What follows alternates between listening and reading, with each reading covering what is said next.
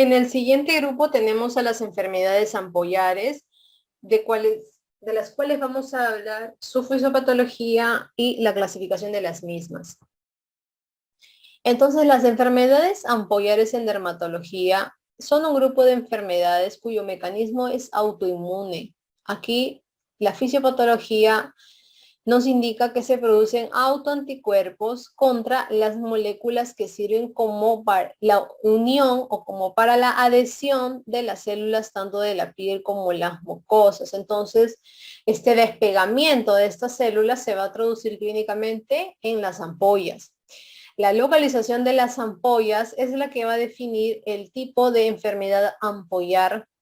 Y para esto es importante recordar la anatomía de la piel.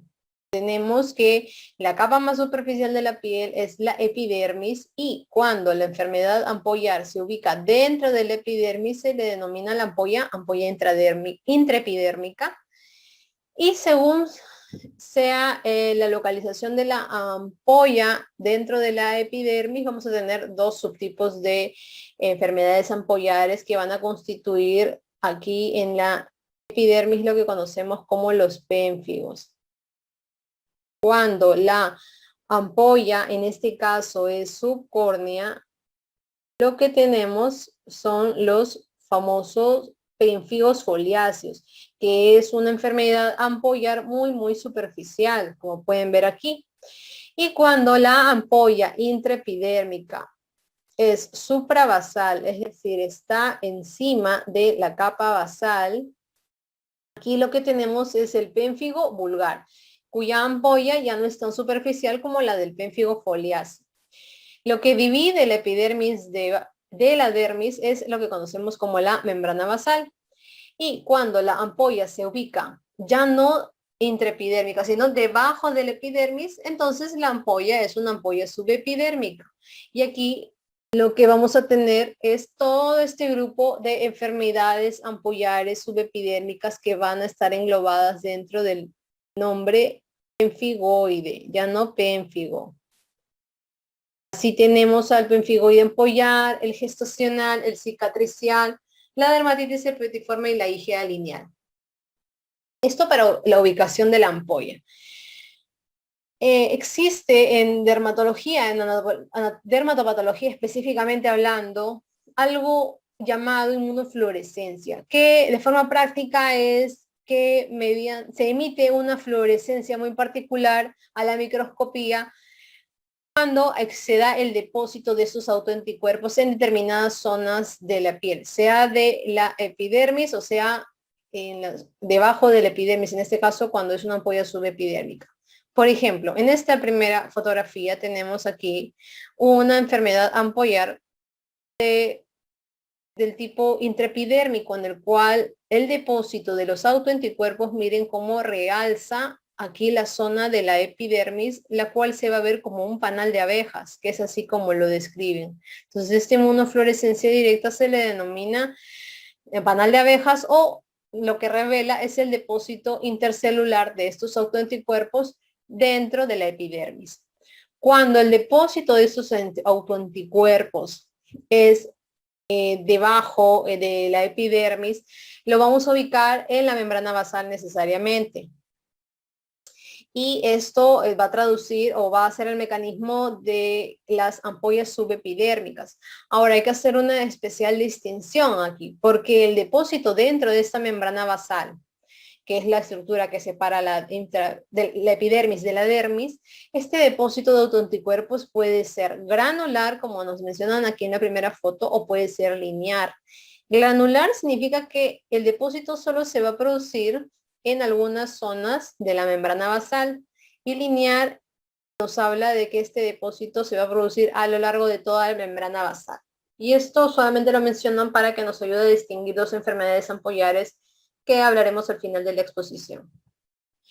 Vamos a hablar probablemente de las más conocidas o las más importantes, son las que potencialmente podrían ser preguntadas y hay que aprender a reconocer y a distinguir con una característica por lo menos. Vamos a hacer primero la distinción entre pénfigo vulgar y entre pénfigoide ampollar, que son las dos principales representantes tanto de los pénfigos como de los pénfigoides. Entonces, en cuanto a la epidemiología, el paciente con pénfigo vulgar es un paciente de 40 años en promedio. El paciente con pénfigoide ampollar es un paciente de 75 años en promedio, un paciente ya adulto mayor. La clínica. La clínica es muy característica y muy distintiva entre una y otra. Primero que la sintomatología que el paciente refiere, en el caso del pénfigo, no va a tener prurito, pues no va a tener lesiones urticariales tal cual menciono aquí. A diferencia del pénfigoide ampollar, en donde el paciente sí tiene prurito o picazón, porque sí tiene lesiones urticariales. Aquí la clave probablemente, y esto es un poquito de lógica, es la ampolla. La ampolla, como les dije, es una ampolla intraepidérmica en el caso del pénfigo, y al estar dentro de la epidermis es una ampolla flácida. Se revienta fácil, se rompe fácil. En cambio, en el pénfigoide y en cualquiera de los pénfigoides, en realidad la ampolla es tensa. Y ahí hay que usar un poco la lógica, porque recuerden que la ampolla está debajo de la membrana basal. Entonces, la membrana basal de cierta forma actúa como un techo impenetrable que impide que esta ampolla se rompa con facilidad. Por eso es tensa. El Nikolsky, en el caso del pénfigo vulgar, es positivo. Y en el caso del pénfigoide es negativo. ¿Por qué? Recuerden, el Nikolsky es que si tangencialmente presionas una zona de piel sana en un paciente con enfermedad ampollar, esta zona de piel sana se desprende fácilmente. Eso es Nikolsky. No se confundan, no es que si yo presiono la ampolla y la reviento fácil, eso es un Nikolsky positivo, no, no es así. Contrario a lo que podrían pensar. Lo que pasa es que en los pacientes con enfermedades ampollares, realmente la ampolla no es la única zona de piel afectada. En realidad toda la piel del paciente está afectada, es solo que la ampolla ya es como que la última fase de esta afectación, en donde ya se produjo esa distensión. Pero si ustedes presionan o si ustedes hacen este examen pues en una zona de piel aparentemente sana, se van a dar cuenta que también se desprende, y eso es el Nikolsky, el cual es positivo en los pénfigos, más no así en los pénfigoides o en cualquier tipo de enfermedad que va a estar subepidérmica. Las mucosas casi siempre se afectan en los pénfigos vulgares, de hecho suelen debutar en la mucosa oral estos pacientes y eso hace que se demore el diagnóstico. Y en el pénfigoide ampollar, para efectos prácticos, no toca las mucosas, hay que tenerlo así. Si bien es posible, para efectos prácticos digamos que no. La ampolla, ya lo hemos repetido, es intraepidérmica, es decir, está dentro de la epidermis. Y en cambio, en el pénfigoide ampollar es una ampolla subepidérmica, debajo de esa epidermis. Si le preguntan específicamente dónde está la ampolla del pénfigo vulgar, hace un rato mencionamos que está en región suprabasal. Entonces, esta parte de aquí, de las células que acompañan en la dermis al pénfigoide ampollar, las voy a mencionar en la siguiente comparación que voy a hacer con la dermatitis herpetiforme. Sigo con la inmunofluorescencia directa, que es lo que les mencioné al final de la anterior diapositiva. Esa inmunofluorescencia directa, de nuevo, lo que vamos a ver es un depósito intraepidérmico o una fluorescencia, mejor dicho, casi un realce intraepidérmico como en panal de abejas. Eso es lo que vemos en el pénfigo. Y ya si quieren ser más específicos de pronto, recordar pues que la inmunoglobulina implicada es la G. Pero eso difícilmente les van a preguntar. En el caso de la diferenciación entre pénfigoide ampollar y dermatitis herpetiforme, recuerden que ambas enfermedades son son subepidérmicas, entonces van a ser muy similares y aquí de repente puede generar dificultad en hacer el diagnóstico, pero hay pequeñas cosas que les van a ayudar a distinguir. Tenemos aquí, la edad ya es algo distinto. En el pénfigoide ampollar es un paciente adulto mayor, en el paciente con dermatitis herpetiforme es un paciente joven, casi como el del pénfigo vulgar. El prurito sí es un síntoma común en ambos, sin embargo se dice que en la dermatitis herpetiforme el prurito es excesivo. Ambos tienen lesiones urticariales y por eso es que les pica tanto a las lesiones, y ambos tienen ampollas tensas y por lo tanto Nikolsky negativo tampoco afecta a las mucosas y la ampolla en ambos es subepidérmica. Aquí lo que había dejado para llenar ahora es la celularidad que acompaña a esta ampolla subepidérmica. Las células que se van a ubicar en la dermis de un paciente con pemfigoide ampollar van a ser los eosinófilos. En cambio, en el paciente con dermatitis herpetiforme van a ser los neutrófilos en la dermis. El depósito, recuerdan que hace un rato hablé de depósito lineal, depósito granular. Lo cierto es que el depósito en el pemfigoide ampollar, el depósito en la membrana basal es lineal y a predominio de la inmunoglobulina G. En cambio, en la dermatitis herpetiforme, el depósito es granular. La inmunoglobulina implicada es la inmunoglobulina A, la cual va a atacar y va a depositarse en la membrana basal.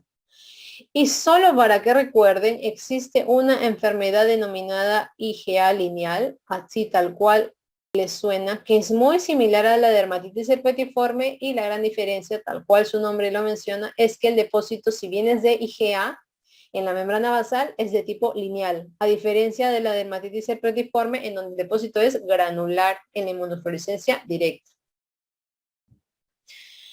El Nikolsky, no se olviden, el Nikolsky va a ser positivo en los pénfigos. Si ustedes están ante el examen y les hablan de que el Nikolsky es positivo, de todas maneras ubíquense en la parte de arriba del gráfico del inicio. La ampolla les están diciendo que es intraepidérmica, o bien es un pénfigo vulgar, o bien es un pénfigo foliáceo.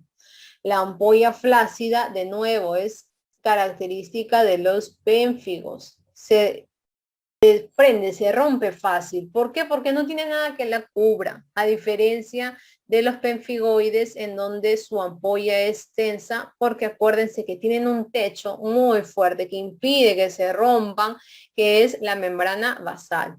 El prurito, siempre que les hablen de prurito, ubíquense en el grupo de los pemfigoides. No les van a mencionar un paciente con pénfigo vulgar y que se queje de picazón. El depósito de IgA o bien puede ser granular o bien puede ser lineal. Y esto es para ubicarnos en que si es granular, estamos hablando de una dermatitis herpetiforme y nada más que una dermatitis herpetiforme. Y si es lineal, estamos hablando de una IgA lineal. La ampolla, en el caso del pénfigo foliáceo, que les comenté que era el pénfigo más superficial, en este caso la ampolla es subcórnea. Es tan superficial la ampolla que se revienta muy fácilmente, incluso más fácilmente que la ampolla del pénfigo vulgar, por lo cual se dice que la ampolla es fugaz prácticamente, ni siquiera es posible verla a la ampolla y lo único que ves son costras y costras en el paciente, por lo cual el pénfigo foliáceo suele ser una entidad de muy difícil diagnóstico por la demora. En cambio, en el pénfigo vulgar, si bien la ampolla también es intraepidérmica, es suprabasal, arriba de la membrana basal. Recuerden que esto es intraepidérmico, a diferencia de los pemfigoides, que es subepidérmico. Está debajo de la epidermis. Lo separa la membrana basal.